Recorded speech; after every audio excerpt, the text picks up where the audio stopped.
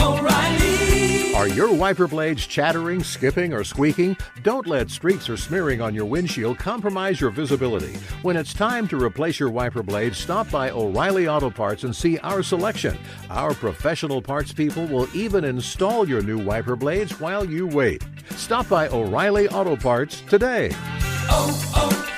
O'Reilly Auto Parts. I'm sure a lot of you guys remember the old ceremonial hunting tradition of eating the heart out of the first animal you kill. Meat from those organs are among the most nutrient-rich foods on the planet. You can get those same benefits your ancestors craved via convenient daily capsules from Heart and Soil. Find out more at heartandsoil.co. And remember, use code MeatEater for 10% off your purchase. Welcome to the Wired to Hunt podcast, your home for deer hunting news, stories, and strategies. And now, your host, Mark Kenyon. Welcome to the Wired to Hunt podcast. I'm your host, Mark Kenyon, and this is episode number 6. Today, we're going to be talking about planning and executing DIY bow hunting trips for whitetails. And joining us is Bernie Barringer, author of the Freelance Bowhunter. Stick around, because this is going to be good.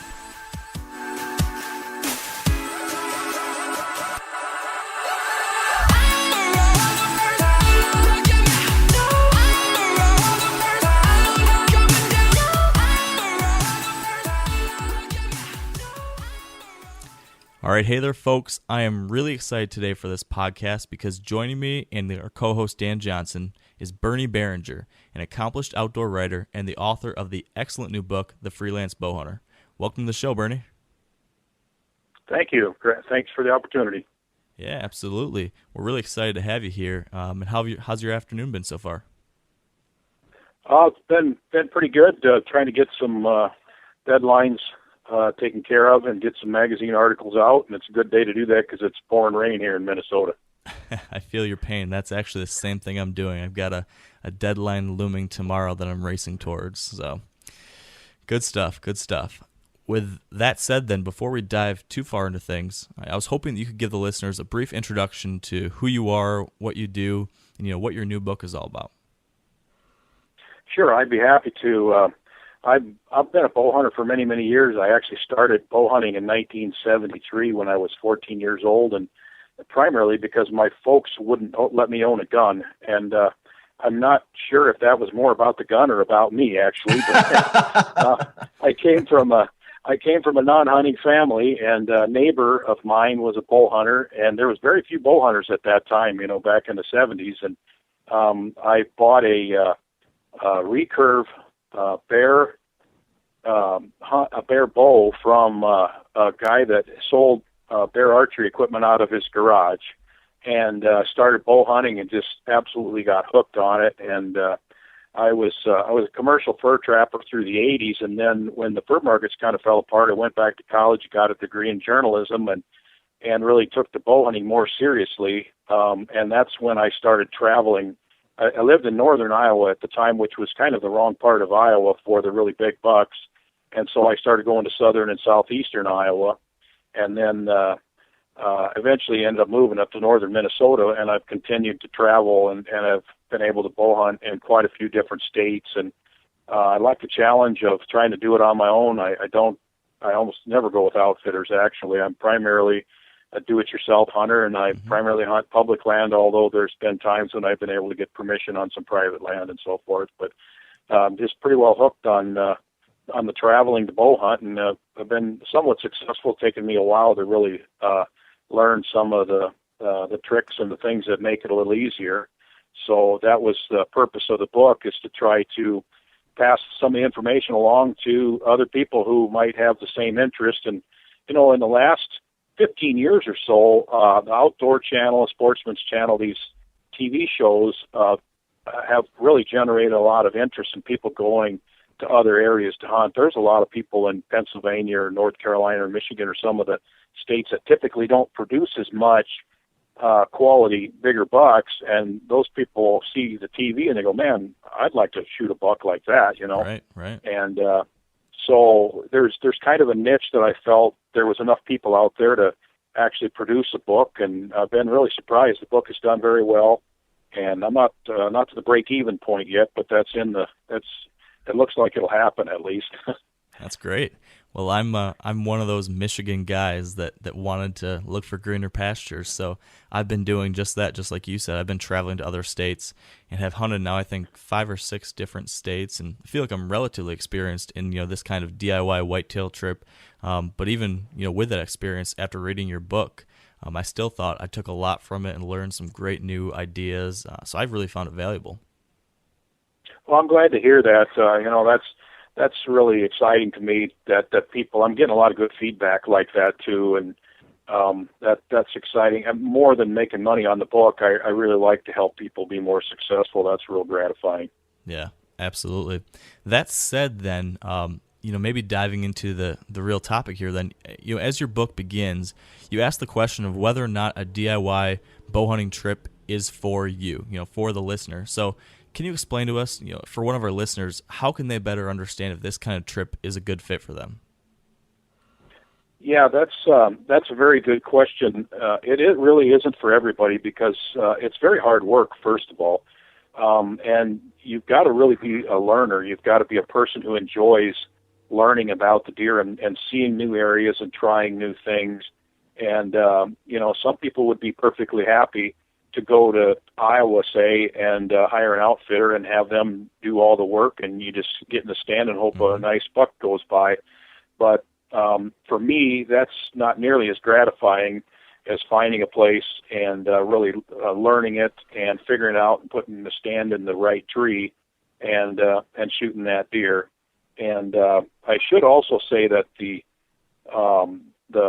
TV shows have created kind of an environment where people have unrealistic expectations a lot of times, where they go, they really think that you can go to parts of Iowa and there's literally every property has 150 or 160 class buck on it. And that's not necessarily true. Those bucks are certainly out there. There's 180 inch. If you spend 10 days in Iowa in a really good spot, you got a really good chance to see a Boone and Crockett buck. But getting that buck is a completely different story, and particularly on public land where they get a lot of pressure. So, I think a guy has to ask himself, what are my expectations? What do I want to do? Am I really willing to put in the work and do it myself and get the extra satisfaction out of it? Or would I rather have, somebody else do the work and I could just go there and have a chance to shoot the deer? Yeah, I think I'm a lot like you in that I get so much more satisfaction out of actually putting in the work, to achieve a goal. There's a story I always tell about, there's a mountain in New Hampshire that I climbed, and I didn't tell my wife that there's actually a road that goes to the top of the mountain too. So we got all the way to the top, and then she saw a parking lot. She said, well, why the heck did we climb up it if there was a road? And, to me, the summit and that view from the top wouldn't mean nearly as much, and it wouldn't be as beautiful if I hadn't actually sweated and worked my way all the way to the top. And I think that's kind of how I look at deer hunting too.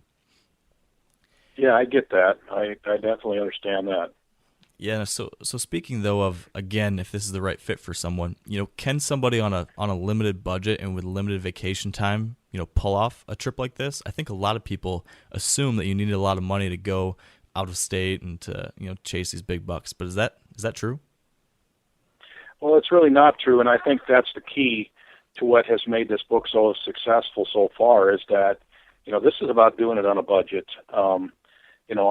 I either stay in a travel trailer or motel, or I've camped a few times, and I've learned to eat on a budget, and I cover a lot of really cool tactics to save money in the book, and even for me, I've shot quite a few nice bucks over the years, but I haven't mounted very many, and the reason for that is I'd rather take the money that it costs to mount it and go on another hunt.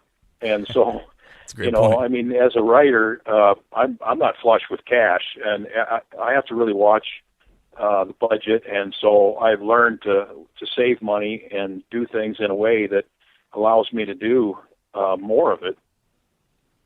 Yeah, that makes all the sense in the world. That I'm in a similar boat too. So how many trips like this are you taking a year?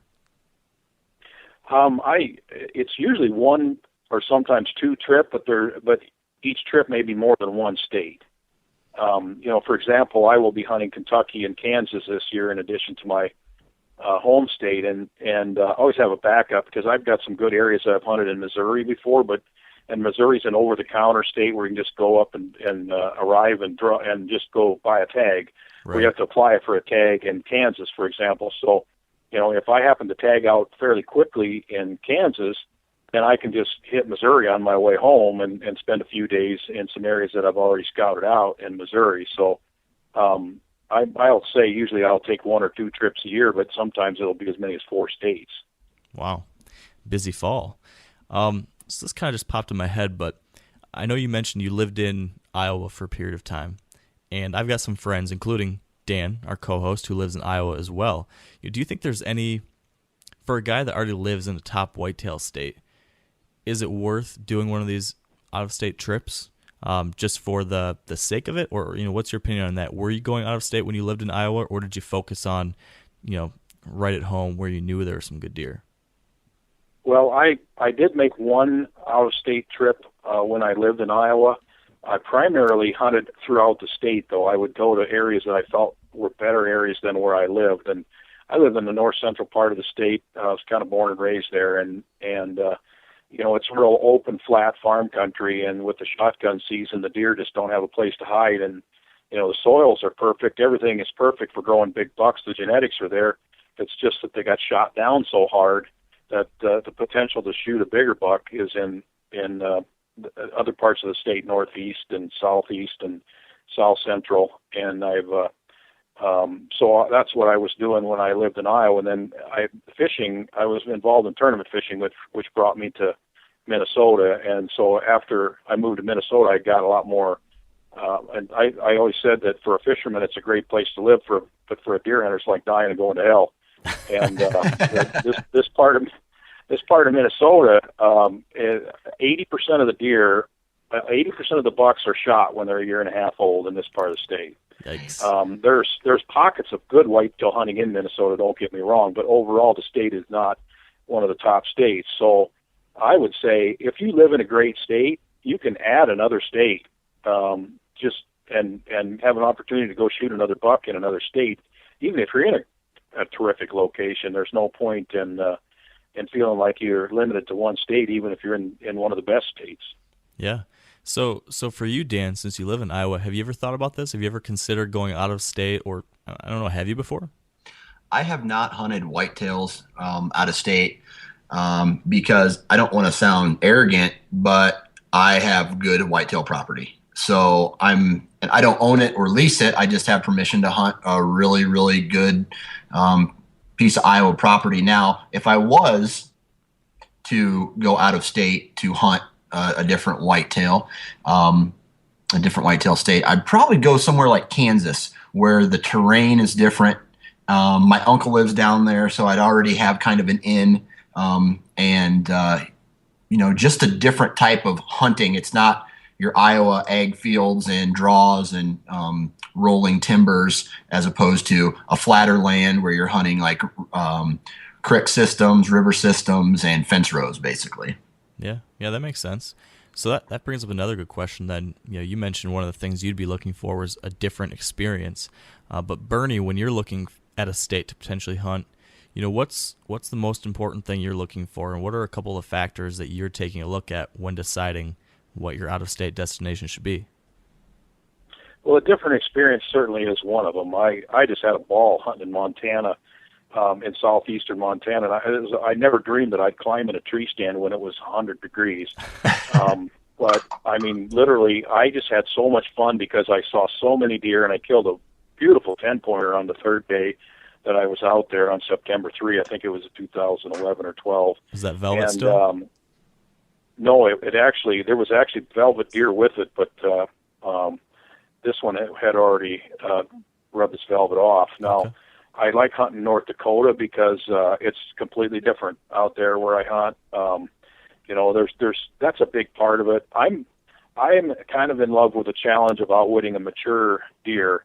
So that's another big part of it for me is I want to go to places where I have a chance to shoot a nice deer. And that doesn't necessarily mean it has the biggest rack. In my book, there's a picture of a 6-year-old buck that won't even make Pope and Young minimums, but I shot that buck on public land, and to me that's really gratifying because it's a real challenge to shoot a mature buck on public land. And so the fact that thing wasn't a 150-inch buck didn't mean that much to me. It was a older, mature, big body buck with a thick chest, and that was a really fun hunt for me, and I was really happy with that deer.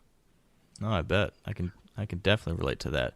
I killed kind of a similar deal. Killed a 5.5-year-old this past year that wouldn't score well at all and wasn't the biggest rack in the world, but the amount of work that went into it, it just, again, like we talked about earlier, that work, it kind of manifests itself in how much you enjoy the hunt and the memories afterwards too. Well, another important part of this too is that I'm doing this not to please a TV audience or anything. I'm basically doing this for myself. So if a guy would shoot that buck on TV, the viewers would go, "Man, why'd he shoot that deer?" But I don't care about that. I'm out there because I'm out there to enjoy the challenge, and that deer was a perfect deer for that situation. That was the 12th day of a 7-day hunt. You know what I mean? I was expecting to leave after 7 days, and I was still there after 12 days. So the trophy is in the eye of the beholder, right? Exactly. Yeah, so true. Now, in your book, Bernie, you mentioned a pretty detailed kind of research process that you go through when looking to find these different states and properties. And a lot of the same things you've done, I do as well. But for the listeners out there, could you maybe break down a handful of the different steps that go into you choosing your state and then the area and property? I think that'd be really interesting.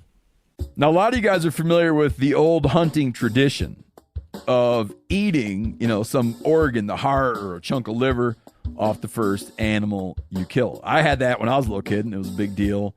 Organ meats were always prized by frontier people who knew the importance of getting a lot of different minerals and nutrients. And as often is the case, those guys were onto something, because organs are among the most nutrient-rich foods on the planet. And you can get the same benefits your ancestors craved via convenient daily capsules from Heart and Soil, made exclusively from regeneratively raised, grass-fed, and finished cattle. Heart and Soil's unique freeze-drying process means all those important nutrients are trapped in, ensuring you experience every one of the benefits of nature's superfood in a clean, convenient, taste-free capsule.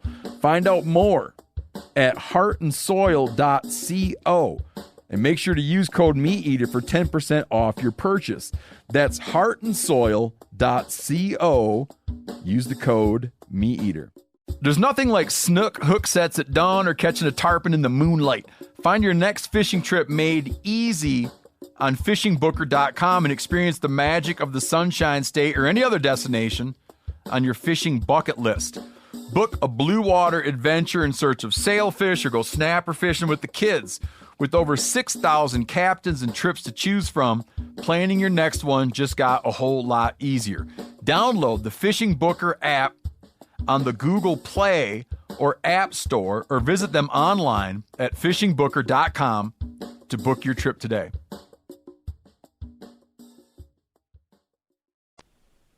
Yeah, I think that's probably the part that people seem to like the most about the book is the process that I explain how to go through to, you're starting wide, you haven't even decided what state you're going to go through, and you're getting down, and you're working it down from that broad approach all the way down to the exact tree you're going to hang your stand into in some state somewhere on a piece of property. Well, how do you get from point A to point B is a pretty important process, and I really think that the key to it is being able to do the research. And when I first started doing this, there was absolutely nothing compared to what there is today as far as research tools. Your website, my website, bowhuntingroad.com, has a lot of resources. This book has 60 pages of information about which states are the good states and what parts of the states produce the biggest bucks and I love that. And so forth.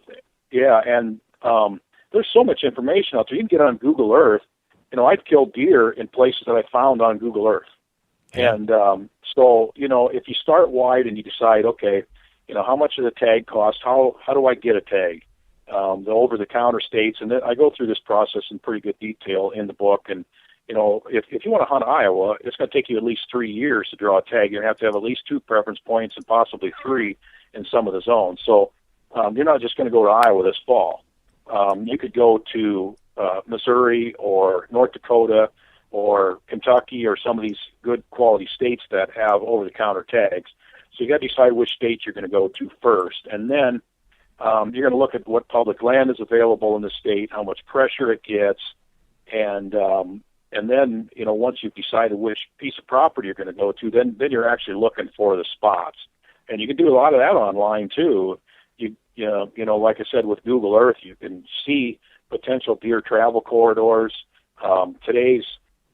The forums today, you can go on there and it's amazing. I've put stuff on a forum and said, hey, I'm going to this part of the state. Does anybody hunt there? Can I get a piece of advice? And I mean, I had a guy actually that offered to drive me around and show me some spots. Wow. And so the forums are a great place to mine information. So a lot of that can be done before you ever leave home. And then, of course, once you're on the property, then that's the real key to finding the right spot. And you're going to hunt differently than you would if you owned a piece of property or had permission on a piece of property. I call it hunting aggressively, and that's a really important key to what makes this all work, because if you had, say, a couple hundred acres of ground that you hunt, you'd probably have a couple bedding areas there that you would never go into. You might have a sanctuary that you really avoid at all costs, and you would know where the deer tend to feed and where they tend to travel and where the food sources are. But if you go to a new piece of property, you got to start from scratch, and you're going to walk right through those bedding areas and bust the deer out. And you hate doing it, but it's part of how you have to do it, because you need to know where they are.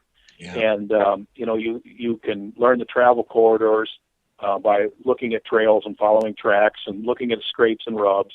And you really have to get out on the ground and learn the property. The temptation is, when you first get there, is to just, here's a good looking spot, put up a tree stand and get in it. But that's not necessarily the best way to hunt, because you don't have the confidence that it takes. If you're on a rut hunt, you might want to sit in a stand all day. You want to have confidence that you're in the right spot before you ever get in there, because you're going to be second guessing yourself all the time if you don't. And so you got to know what's over the next hill, and that way you have confidence when you do get in the stand that you're in the right spot. So those are all pretty important keys to it. And first day I arrive at a new property, I rarely hunt the first day.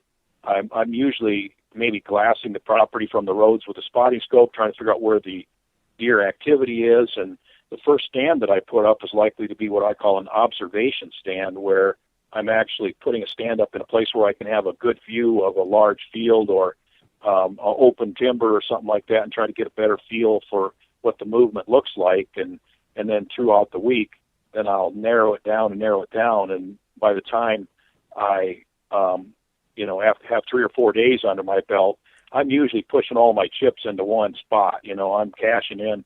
I'm going all in on one tree where this is the place I think it's going to happen, And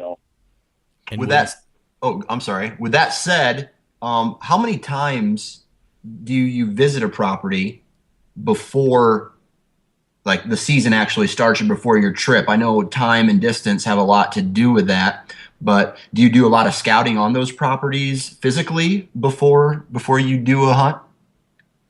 Typically, I don't very much, because they're usually too far away.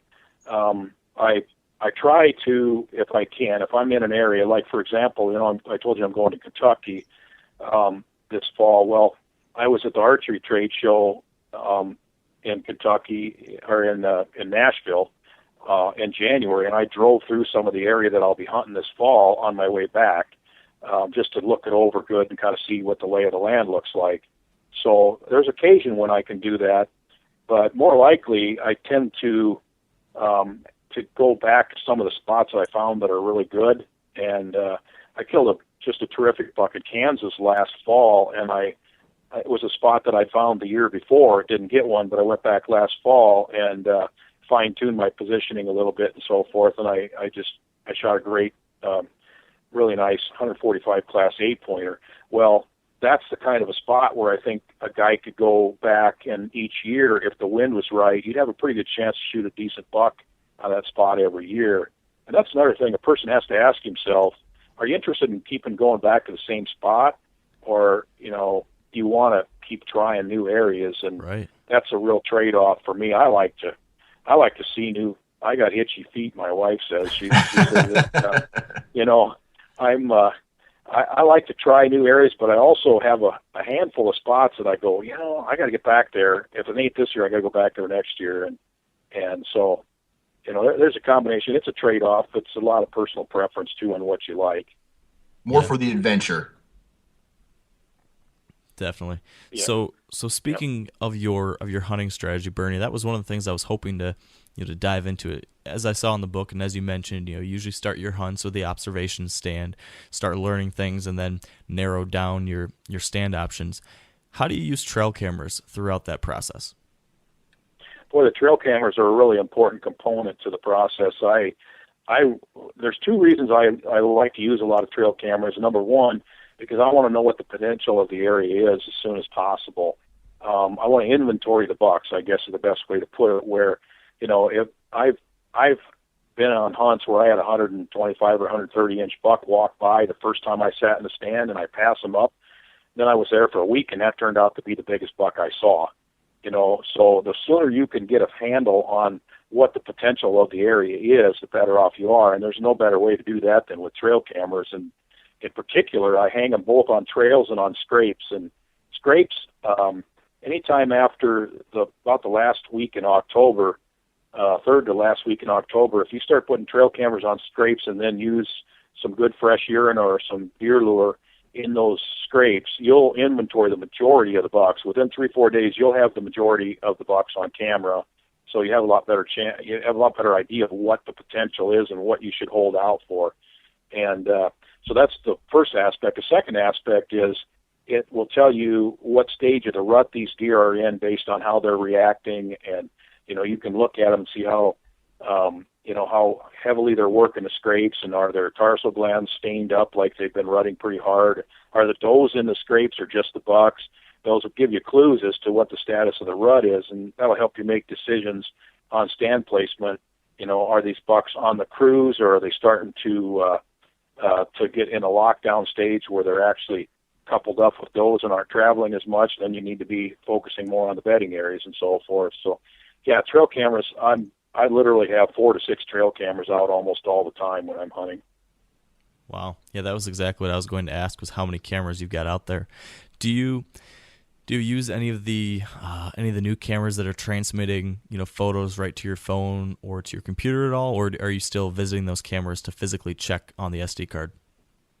I'm physically checking them, and I get in and out as quick as I can with these cameras, and I also use like the scent killer sprays on my pant legs as I'm moving through the forest to try to reduce my scent as much as possible. Doing it the way that I do it in this aggressive style hunting, you can't completely eliminate your impact on the area, but you can reduce it by moving quickly and reducing your scent. And I don't check cameras until I need to. I'd like to let them sit for 2 or 3 days if possible. But there are times you just have to go find out what's there because you need to know where you're going to hunt that night. Yeah, no, that makes sense. Dan, do you have any other questions on the top of your head after hearing a couple of these things? Well, I mean, I got a ton of questions because that's just the type of person. First things first, though. You're from Forest City, right? Yep. I graduated from Waldorf College. I'll be darned. Yep, small world. Now, back to whitetails. I think I read somewhere where you said you've been somewhere north of 20 do-it-yourself hunts. Is that correct? Yeah, about that. What's your success rate on these hunts? My success rate is probably just under 50%. Okay. I would say I haven't actually counted them up, but I would say between 1 out of 2 to 1 out of 3 is and I'm fairly selective. I'm not holding out for a really big buck in every hunt, but I'm fairly selective, and I will I'll go home with the tag in my pocket rather than shoot a a buck that doesn't satisfy me, you know. So, but realistically, going back to the unrealistic expectations that people sometimes have when they start out doing this, if you can get a buck one or two, 50% or 30% of the time on these hunts, you're doing pretty good. That's the reality of it. Oh yeah. No, I've seen the same thing. These hunts aren't easy, and I think, like you said, people need to go into it with that type of expectation that part of what you're going into is the experience, and it's going to be a challenge, but it's very rewarding when it does come together. And even when things don't come together, I think, at least personally, I learn so much from these kinds of hunts, and it's just such a fun challenge to try to put myself up against that it's worth going into it knowing that it could be pretty difficult. Right.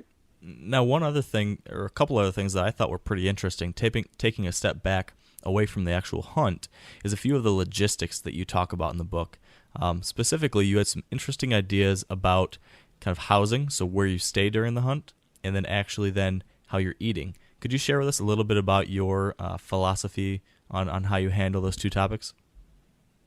Yeah, that's a really good question, and I do some of these seminars, and I think that's probably the number one question that people ask. And there's a lot of different options for lodging. One of them is like Dan mentioned, where if you know somebody and have a bed to sleep in, that's terrific because you're saving a lot of money and you have a base of operation already in place. I've stayed in a lot of motel rooms. When I can, I pull a travel trailer. I love it. I love the travel trailer because it works perfect. I got everything there. I just get up in the morning, make myself a couple pieces of toast, fry an egg or something like that, and go hunting. And it's surprising how many of these states allow you to camp in a travel trailer or a tent on the public hunting area or in the parking lots of the public hunting area. Nice. I've camped in Missouri and North Dakota and some of these places where there's no charge. You just pull up and camp.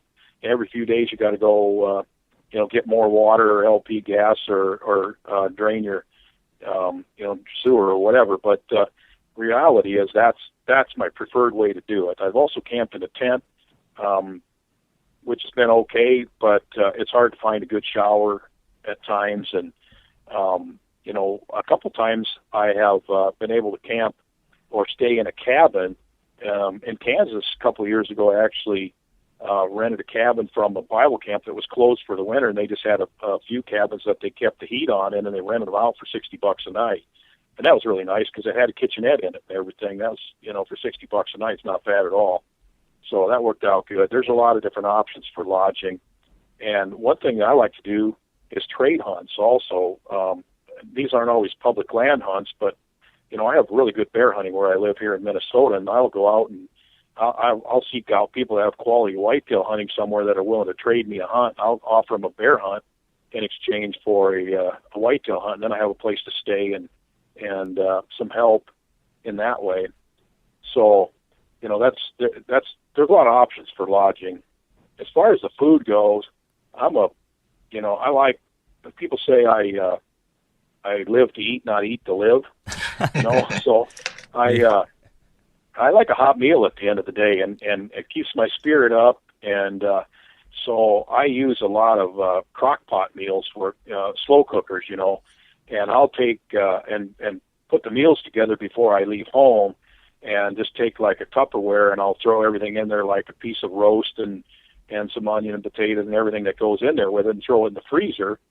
And then when I get up in the morning, I'll plug in the crock pot and turn it on and just drop that frozen hunk in the crock pot. And when I get home, after getting out of the tree stand at dark, then the room smells delicious and I got a hot meal waiting for me. So I use that a lot. That's awesome. And yeah, I think that eating well really helps keep your spirit up and keep your drive going. You can wear down if the weather's nasty and stuff like that. After 4 or 5 days of hunting hard and nasty weather, you can lose your drive if you're not careful. But if you're going to go to a restaurant for 2 or 3 meals a day, it's going to run up a pretty big bill, and you can get pretty sick and tired of restaurant food too. Yeah, that's the truth. I unfortunately have typically fallen into that crowd. I save the money on. I usually try to get the cheapest hotel I can get, and I'm usually staying at a pretty lousy place. But for some reason, then I splurge and I've been going out to eat every night. And when I was reading your book, I was like, geez, like there are a lot of better ways I could be doing this rather than eating McDonald's every night and killing myself. I could eat something nice from home and save a bunch of money on top of that. So that's a great idea. Now, a lot of you guys are familiar with the old hunting tradition of eating, some organ, the heart or a chunk of liver off the first animal you kill. I had that when I was a little kid, and it was a big deal. Organ meats were always prized by frontier people who knew the importance of getting a lot of different minerals and nutrients. And as often is the case, those guys were onto something, because organs are among the most nutrient-rich foods on the planet. And you can get the same benefits your ancestors craved via convenient daily capsules from Heart and Soil, made exclusively from regeneratively raised, grass-fed, and finished cattle.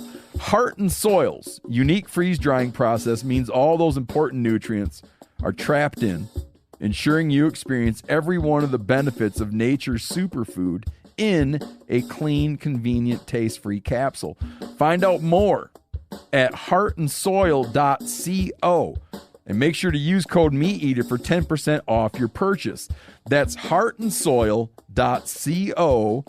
Use the code MeatEater. There's nothing like snook hook sets at dawn or catching a tarpon in the moonlight. Find your next fishing trip made easy on fishingbooker.com and experience the magic of the Sunshine State or any other destination on your fishing bucket list. Book a blue water adventure in search of sailfish or go snapper fishing with the kids. With over 6,000 captains and trips to choose from, planning your next one just got a whole lot easier. Download the Fishing Booker app on the Google Play or App Store, or visit them online at fishingbooker.com to book your trip today. Yeah. Do you have any other, favorite snacks or anything during the day? I think, it sounds like you're doing much like what I do, hunting all day on these rut hunting trips. Is there anything in particular that you like to pack for that hunt during the day, or do you just grab whatever's handy, a granola bar, candy bar, or something? Yeah, pretty much. I'm just basically eating snacks during the course of the day. A granola bar, some trail mix, maybe an apple or something like that in the backpack. That I tend to choose things that I can eat easily without a lot of movement or noise. I don't like crackly wrappers and stuff like that. If it's really still out, I don't. I want to be real careful. And interestingly, a lot of people, it seems like a buck likes to show up when you're eating. So it's a good idea to kind of have a plan of where you're going to titch something that's in your hand, whether that's your phone or a book or a granola bar. It's always a good idea to know if the deer shows up, how can you get rid of it in a hurry and get your bow in your hand. So I always try to have a plan of what I'm going to do. Do you ever practice shooting your bow with like a sandwich in your mouth or an apple in your mouth? No, I haven't, but might be something worth trying. Yeah, I suppose. I use a kisser button, so that might be a little awkward. Oh, that's great. Dan, did you have any other questions that were popping up in your head? Just as far as, you mentioned different classes of animal that you kind of go after. Now, as a hunt progresses and you've been there for like a 4-day and you're moving on to your 5th, 6th, 7th, do your standards stay true to like day one, or do you let your standards go as the hunt or the trip progresses? I think your standards evolve based on the information you're gathering. For me, it does. I pretty much have a minimum of what I'm willing to take, and it also has to do with where I'm at in the hunt and how I'm going to take care of that deer. On some of my hunts, I have to just throw the deer in the truck and go home, and so that's a component to it too. If I'm going to another state, then I want to make sure if I got to take care of a deer, it's going to be one that's worth taking care of. So that's another part of it. And we've all heard this statement that you should never pass up on the first day what you shoot on the last day, and I don't really agree with that because your information does evolve through the course of the hunt. And, here's a good example, and I tell this story in the book, and it just happened last fall where I drew an Iowa tag, and it takes 3 years to draw this Iowa tag, and, man, I had some really big bucks on trail camera. And I'd been in Iowa for 2 days, and my wife calls, and she told me that her mother died. So here I'm in a situation. What do? Do I go home? And fortunately, I have an amazing wife who said, you better stay and hunt. I know how long it took you to draw this tag, and I don't want you to just come home for me. And so this was like on a Tuesday or Wednesday, and the funeral's on a Saturday. So suddenly my perception of what I was willing to take changed, because I was planning to go to Kansas after that. And on Friday morning, about a 125 class buck comes in and presents me a perfect shot. And I just fell in love with the timing. Normally, I wouldn't have shot that buck at that point in the hunt, but then at that point, I could shoot that buck and put it in the truck and go to the funeral, which is halfway between home and where I was then. That's what I did is I quartered the buck and put it in coolers. I gave it to my wife, who took it home after the funeral, and then I went on to Kansas. So that's a case where everything changed with one phone call. Your wife sounds awesome, by the way. She is. She's absolutely crazy, or she would never put up with a guy like me for 35 years. I think behind every good hunter is an amazing wife. I think that's pretty safe to say for most of us. So you brought up a topic that I wanted to touch on, Bernie, and that was how you handle your deer after you're successful, after you kill one.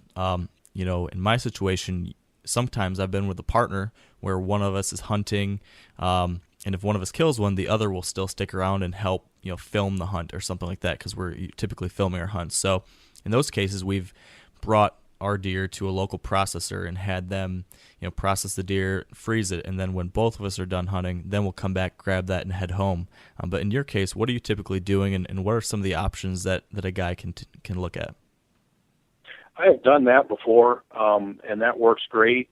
It depends on, I like to butcher my own deer, so if I'm done and I shoot a deer and I'm ready to go home, I'll just take it home and do it at home.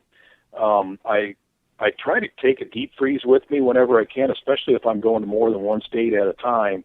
And I have a small chest freezer that I can get in the back of my truck, or it fits in the front of my trailer. And I've butchered deer right there in my trailer and just wrapped it and froze it right there. And wow. That's another option too. So I like venison. Our family eats a lot of venison, and so if I have a doe tag, and I have a way to take care of that doe, if it won't impact my ability to get a buck, I'm going to shoot a doe and go ahead and get it butchered and frozen too. I've taken that chest freezer in the back of the pickup. I've taken it in my camping trailer. I got a buddy that has a utility trailer, and he usually likes to bring a four-wheeler along when he goes with me, and we throw the deep freeze in there. So there's a lot of different options. I've flown on a couple of hunts, and in that case, I had to give the deer away. I didn't like that very much. Yeah, no, I don't think I would either, but sometimes you got to do what you got to do. So that said, then, I wanted to switch now to a couple questions that we had submitted by some of our readers. And one reader, Dana Dutoy, had asked, how do you approach landowners when in the situations where you're asking for permission, given the fact that you're an out-of-state hunter? Do you ever have a negative reaction given the fact that you're out of state, or do you just leave that out completely? How do you handle that situation? I think and I actually dedicate part of the book into what I call the lost art of getting permission. And it's more difficult if you're out of state, but it really helps if you just take a minute to kind of get to know the people and so forth. A lot of times people they're in their full camouflage and maybe even face paint, and they got mud all over their truck, and they drive up and ask the guy, can I hunt your land? And, the reaction is probably going to be pretty negative if you do that. But, he's going to look at your truck and go, is this guy going to tear up my fields? And, he looks kind of scary. So I think it helps to change your clothes and clean up and just go tell the guy and tell him a little bit of, tell them a little about yourself and that you're in the area and you're hunting and you'd like to have an opportunity to hunt his property, and before he has a chance to say no, just say, I'm real conscientious. I make sure I close the gates and I don't drive on the fields when they're wet, and just become a salesman, I guess. And there's always going to be some negative. There's guys that have had bad experiences, but I would say overall the fact that you're from a different state isn't as much of a negative as you might think up front. I think your appearance and your demeanor and your credibility probably trumps your home. Yeah, well, that's great. I always like to say, I think asking for permission on someone else's property to hunt is always kind of it's nerve-wracking. It's a little intimidating. So I would, just for the listeners out there, if you've never done that, I would just encourage you to give it a shot, to not be too worried about that, because right now, before asking somebody for permission, the answer is already no. So when you go up there and knock on the door, the worst thing that can happen is that the answer stays the same. So it's worth a shot, and it can really pay off. At least in my experience, getting that private property access can really help. One other question from a reader here, Jake Huff, had asked, which state, Bernie, do you think is the most overlooked when it comes to DIY whitetail hunts? Is there a sleeper state out there that you think tops the ranks? Oh boy, do I have to just give you one? You can cheat and give us two or three if you want to. Yeah, I would say I'm going to give you three of them, okay? And I'll give you in the order that I think they are. I think North Dakota is probably the number one because it has so much public land and so little hunting pressure. I mean, the population of Chicago is like 4 times the population of the entire state of North Dakota, Jeez. And everybody hunts in North Dakota, but they all have their own land, and there's huge amounts of public land out there, and I've hunted, several 100-acre properties and been the only one bow hunting it, and the trophy potential is pretty good in North Dakota.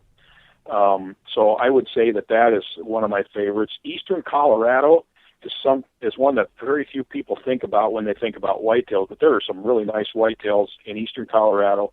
There's a lot of big ranches and farms where the people that own them, they don't value whitetails that much, and they're happy to let you hunt their land more likely than they are in Iowa or in Illinois, for example. It's fairly easy to get permission in the western states. In fact, Colorado, Wyoming, and Montana are all three like that, where a lot of these whitetails are patternable because they're eating in the alfalfa fields at night, and there's big herds of them out there. And the landowners are like, man, those things are eating all my alfalfa, so it's fairly easy to get permission. I like to spot and stalk deer once in a while. Colorado is perfect for that. It's a great place where you just go out and you see the deer bed down on this wide open plains of eastern Colorado and then sneak up on them. And then I would say another sleeper is Indiana. There's some really good quality deer hunting in Indiana. There's some fairly good sized properties that have public hunting, both state and Army Corps of Engineer properties around the reservoirs and so forth. And, there's 16 states in the book that I go into a lot of detail on the opportunities in them. And so there's others that I would kind of consider sleeper states too. Everybody knows about Wisconsin and Iowa and Illinois, and they're great. They're very good. Illinois and Wisconsin in particular have a lot of hunting pressure on their public lands, but they can consistently produce good quality deer. So they're not sleepers, but there's a lot of good hunting out there if a person really wants to go find it. Yeah, that's so true. Well, it's funny, I took a look at your top 16 destination states, and I found that really interesting, especially because several weeks ago, I was actually putting together an article for North American Whitetail ranking the top 20 DIY states for whitetails. And so it was interesting to look at my list based on the research I had done and compare that to your set of destination states. And there was a lot, of course, that were the same. But something interesting, when I was creating this list, I was looking at a lot of the factors that we've talked about today, license cost, ease of acquisition, hunter density, public land, quantity and quality. But then we also looked at kind of a way of judging trophy potential, but on a per hunter basis. So we took a look at the number of Boone and Crockett entries per year and Pope and Young entries per year and divided that by the number of hunters to really see what the real likelihood of, per hunter, what the chances were at a Boone and Crockett or Pope and Young buck. And something pretty interesting I found was that actually Colorado, like you mentioned, had a significantly better chance of tagging a trophy buck than almost anywhere else. And because they have such a low number of whitetail hunters that, for that low number, they're actually getting some pretty nice deer. But then all the other states you mentioned too, they're right up there on the top of the list. There's, I think like you mentioned, when it comes right down to it, there's a lot of great options if you're just willing to, put in the work and go out there and give it a shot. Yeah, and, people also need to realize that when you look at the number of Pope and Young and Boone and Crockett bucks that are killed in some of these states, you have to compare that to the actual number overall deer harvest.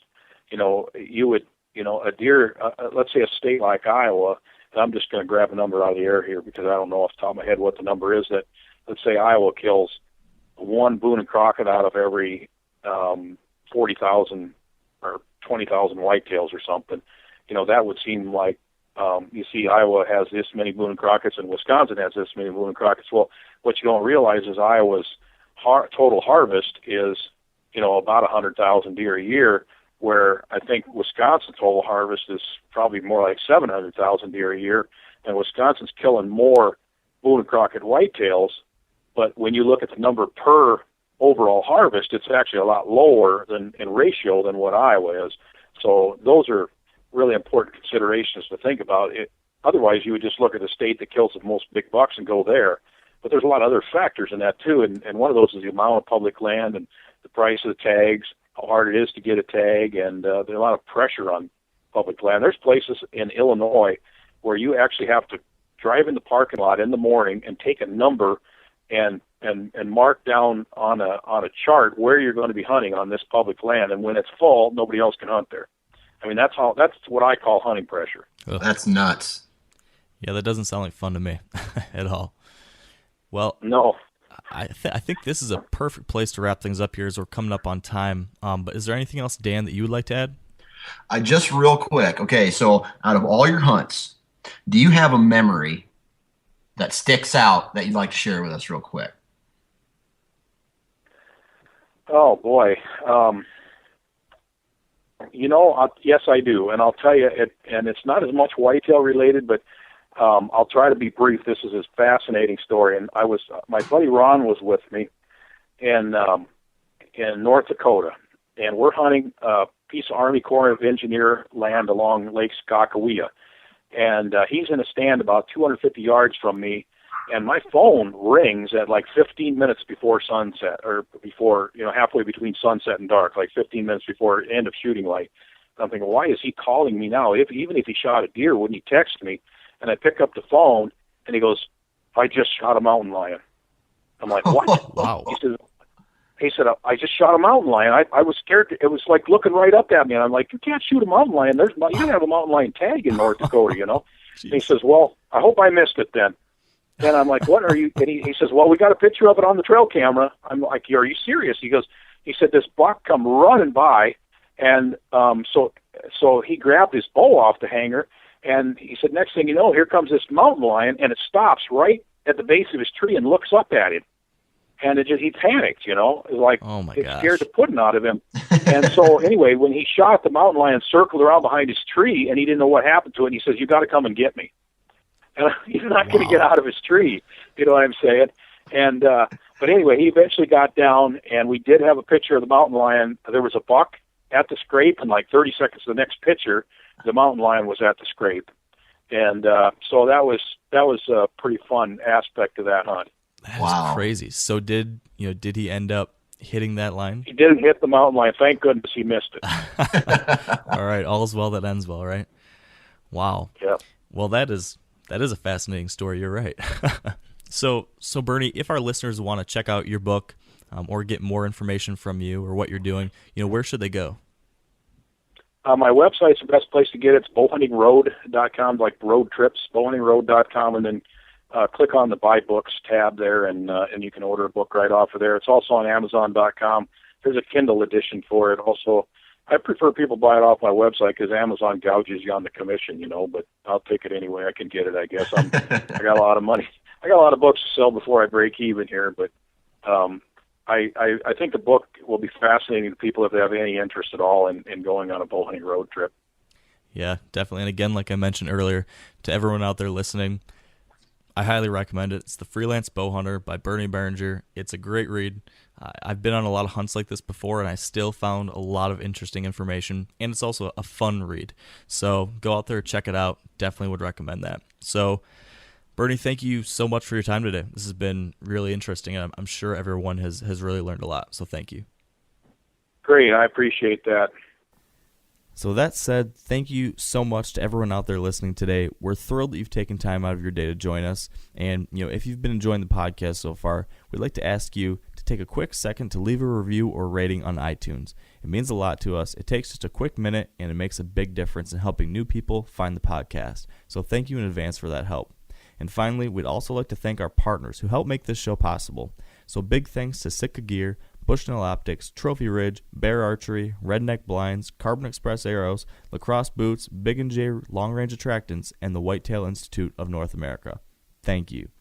That said, be sure to visit wiredtohunt.com/episode 6, and that's the number 6, to view the show notes from today's episode. And if you haven't done so yet, please sign up for our Whitetail Fix newsletter as well, because that's where you're going to find news and updates from us coming straight to your inbox.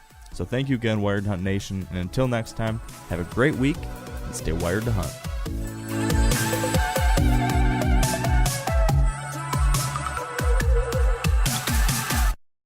I'm sure a lot of you guys remember the old ceremonial hunting tradition of eating the heart out of the first animal you kill. Meat from those organs are among the most nutrient-rich foods on the planet.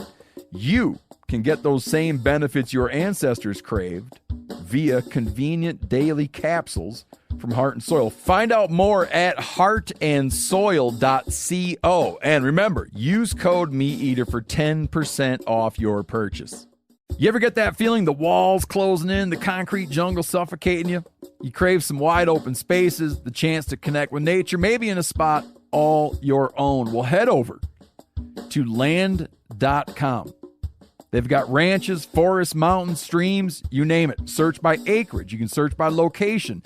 You can search by the kind of hunting and fishing you're dreaming of. Land.com. It is where the adventure begins.